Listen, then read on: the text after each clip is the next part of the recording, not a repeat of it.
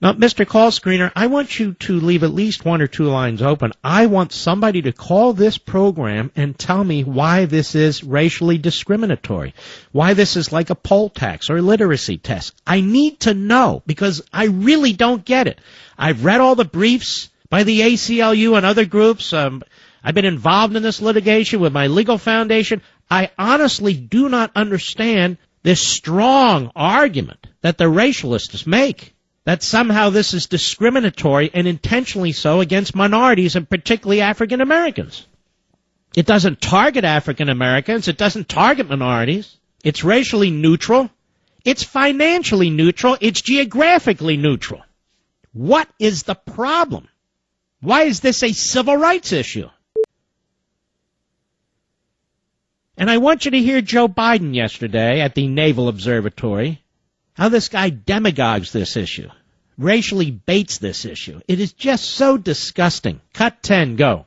At least 11 states have introduced legislation recently requiring voters to show ID at the polls, make existing photo laws more... Stop. Making existing voting laws more restrictive. How is it making existing voting laws more restrictive? Do we have voting laws where anybody can vote and not demonstrate they are who they are? Well, if that's making existing laws more restrictive, it sure as hell is about time. And why is there only 11 states? All 50 states and the territories and the District of Columbia should be involved. Because, ladies and gentlemen, if somebody votes who doesn't have the right to vote under our legal system, under our various state constitutions and our federal constitution, if somebody votes who doesn't have the legitimate authority to vote, then they're canceling somebody else's vote. And isn't it crucial that we stand behind the integrity of the franchise?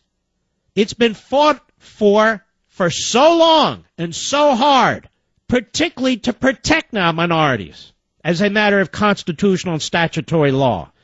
Why wouldn't we require people to show a photo identification to demonstrate who they are? And it's free.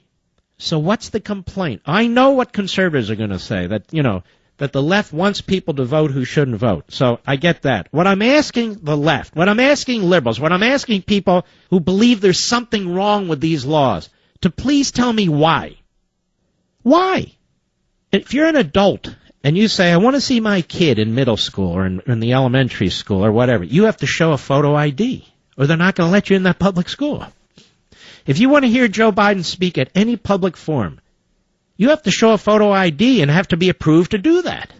If you want to buy a 6-pack of beer, if you want to get a driver's license, if you want to buy cigarettes, if you want to get on an airplane, and the list is much longer than this. Go look at a bank, as a matter of fact. You've been to a bank lately? They actually have, as a result of other federal statutes, including the Patriot Act, a requirement that you show a photo ID to open a bank account. So for the life of me, I don't understand why this is such a big issue that Joe Biden and Eric Holder and Barack Obama think they have to keep bringing it up over and over and over again as if this is some kind of Ku Klux Klan effort. Well, if it is, the federal government is participating in it in a huge way. And then let me ask you this question. Those of us who pay federal income taxes, if it's such a burden to get a free government-issued photo ID, then how do we expect these very same people to fill out tax returns, which are impossible? How do we expect them to do that? How do we expect them to go on a computer if they're too poor, if they're too illiterate, or whatever the suggestion is, and to download information about Obamacare and to sign up? The government's getting increasingly more complicated. The regulations are overwhelming. You need lawyers with lawyers and other lawyers to unravel all this stuff.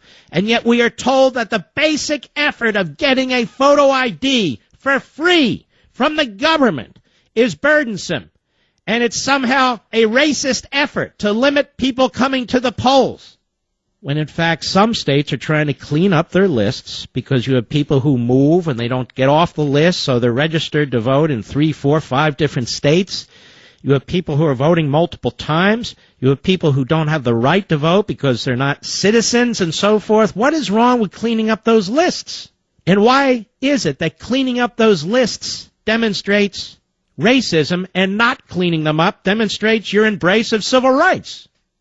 Let's go to the top, cut 10. This just infuriates me. Joe Biden, beginning to end, it's about a minute. Go. At least 11 states have introduced legislation recently requiring voters to show ID at the polls, make existing voting laws more restrictive.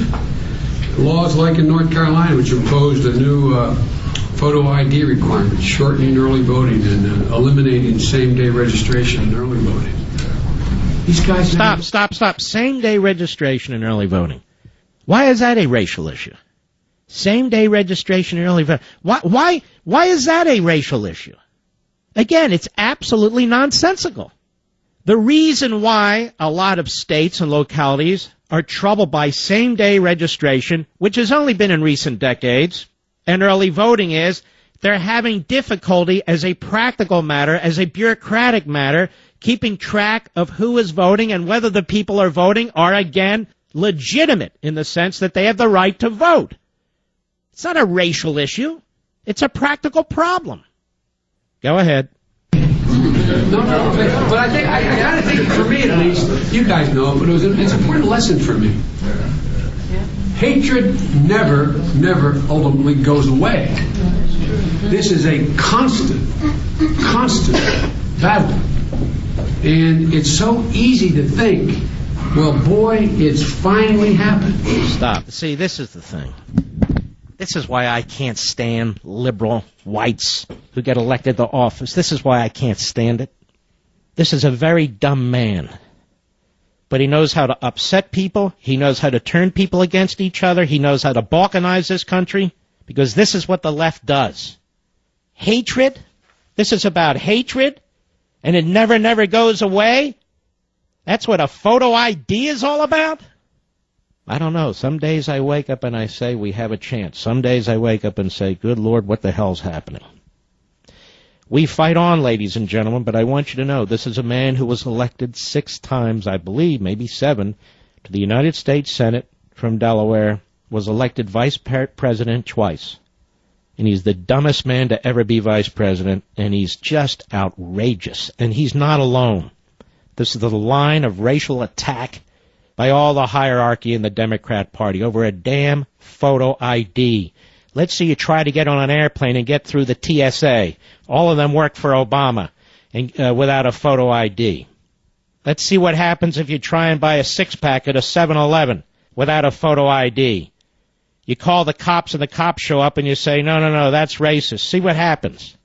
See what happens when you go to the bank and under the Patriot Act, a federal statute. You insist on opening an account without a photo ID, and you claim that the teller is racist if they won't let you do it. See what happens.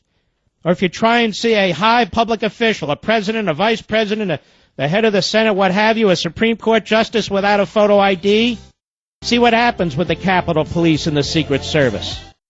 It is so outrageous that this issue has turned into some kind of a propaganda ploy. Just so there isn't any confusion, you are required, if you drive a car, to have your driver's license. That is a photo ID. If you want to get on an airplane, you are required to have a photo ID. That is a requirement of the federal government. The TSA is an arm of the federal government. If you want to drink, that is booze of some sort, you are required to have a photo ID. You all know this. Under the Patriot Act, if you want to open a savings account, you're required to have a photo ID. Are all these intended to be racist laws? Is that what's going on here? So less minorities will fly on planes, less minorities will have automobiles and the ability to drive and be mobile, less minorities will have access to booze or whatever. Is that what's going on here? A punishment? A tax at every level? A poll tax for voting? But I want to read to you a Politico piece, and I'm no fan of this website, but a Politico piece, Mackenzie Weinger, from February 14, 2012. That's 2 years ago. The United States voter registration system is in chaos. About 24 million registrations are no longer valid, and nearly 2 million dead people are still on voter rolls, according to a new report. 1.8 million registered to vote are dead. Along with the 1 of every 8 voter registrations that is not valid or has significant inaccuracies, there are 2.75 million people currently registered to vote in more than one state. says the Pew Center on the states. It also says, conversely, millions of problematic registrations aren't the only issue. Researchers estimate at least 51 million eligible U.S. citizens aren't registered to vote. Nearly 1 in 4. Also, about 12 million records have inaccurate addresses, meaning it's unlikely any mailings can reach these voters, but it's also unlikely that these people still live in these locations. So if you're running a voter registration office, and let us assume that every single person in every single one of these states isn't a racist, but they're trying to have clean records, they're trying to make sure people are voting who are supposed to vote, just like we shouldn't assume that every TSA agent isn't a racist, or every cashier at the 7-Eleven isn't a racist, and on and on and on. Isn't this perfectly responsible and logical? Is there really any other way to address it? No.